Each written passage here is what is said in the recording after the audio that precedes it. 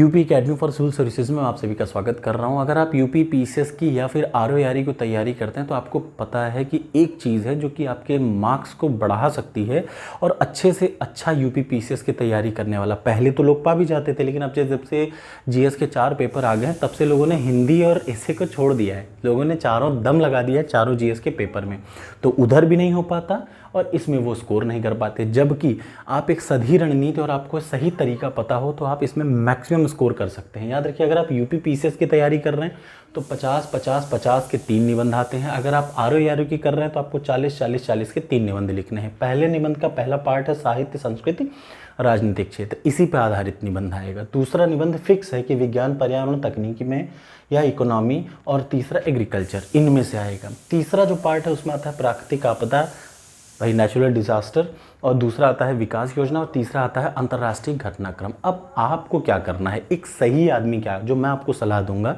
अगर आप सही तरीके से इसको पढ़ेंगे ना तो आपके मार्क्स बहुत अच्छे आ सकते हैं। 150 में से 128, 122 मैं आपको बता रहा हूँ। इसका मतलब यहाँ पे आया है 2015 में हाईएस्ट 131 नंबर तक आ चुके हैं। ठीक है, इस 2015 की बात बोल रहा हूँ, क्योंकि तब जीएस के चारों पेपर नहीं थे, तो इसलिए लोगों को जब दिखता था तो 131 हाईएस्ट नंबर ऐसे में आ चुके हैं। जिसके नहीं है आप सोचते रहिए, लेकिन ऐसा पॉसिबल है। मत 131 लाइए, आप कम से कम 115, 120 तक तो सोच सकते हैं आराम से, और नहीं भी सोच सकते तो फिर मत सोचिए, फिर आपसे नहीं होगा। ठीक है, तो अब आ जाइए कैसे पढ़ते हैं ये देखिए। पार्ट नंबर 1 जो कि क्या है, पूरा का पूरा भावात्मक निबंध है। यहाँ पे आपको हाइपोथेटिकल स्पिरिचुअल बातें करनी है। कैसी करनी है, स्पिरिचुअल या हाइपोथेटिकल। पहले भी याद रखिए, पहला पार्ट क्या है, भावात्मक। दूसरा पार्ट होता है विचारात्मक। आपको क्या करना होगा कि थ्योरेटिकल और एक्चुअल फैक्ट डेटा में अंतर बताना होगा, विचार करना होगा, पॉजिटिव नेगेटिव। तीसरा क्या है, ये जो है ये है वर्णनात्मक। यहाँ पे आप बम पर एकदम डेटा पे डेटा भरिए। ठीक है, यहाँ पे आपको एक्सप्लेनेशन, यहाँ पे आपको वर्णन करना है, यहाँ पे आपको विचार करना है, यहाँ पे आपको भाव देना है, हाइपोथेटिकल बातें करनी है। तो अब यहाँ पे आप समझिए कैसे पढ़ेंगे। सबसे पहला पार्ट जो कि क्या है, भावात्मक निबंध के लिए सबसे बेहतरीन सोर्स है इंडियन सोसाइटी।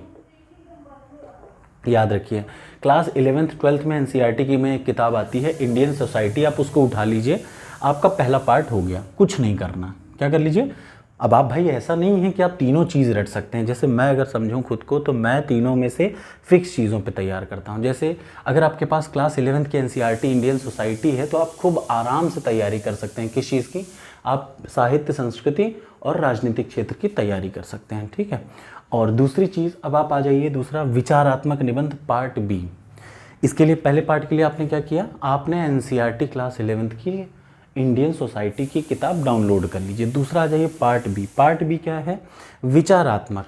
इसके लिए आपको क्या करना है, ये बुक की ज़रूरत पड़ेगी। इसमें 3 पार्ट होते हैं देखिए, एक तो होता है इकोनॉमी, दूसरा होता है विज्ञान तकनीकी, और तीसरा होता है एग्रीकल्चर।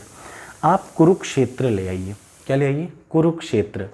ये आपको कब लाना है, याद रखिए, जब आपको मेंस का एग्जाम देना हो और आप सोच रहे हो कि अब आपको प्रैक्टिस करनी है, तो ये 2 किताबें, एक योजना, एक कुरुक्षेत्र, 30-20-50 रुपए की मिलती है।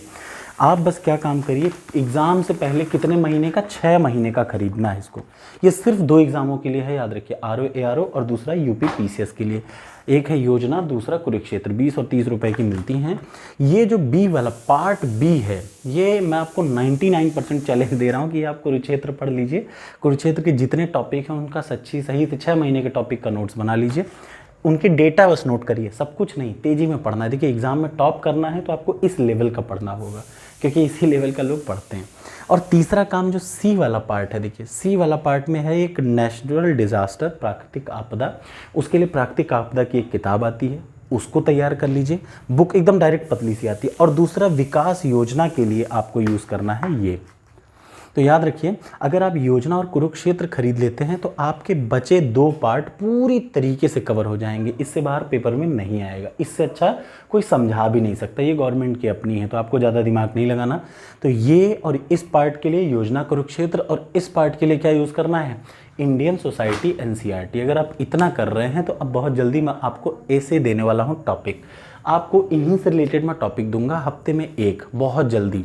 आपको लिखना है, मैं उसको पूरा चेक करके आपको जहाँ करेक्शन होगा वो करेक्शन भी करूँगा। ठीक है, thank you so much. Comment box में कमेंट ज़रूर करिएगा कैसा लगा।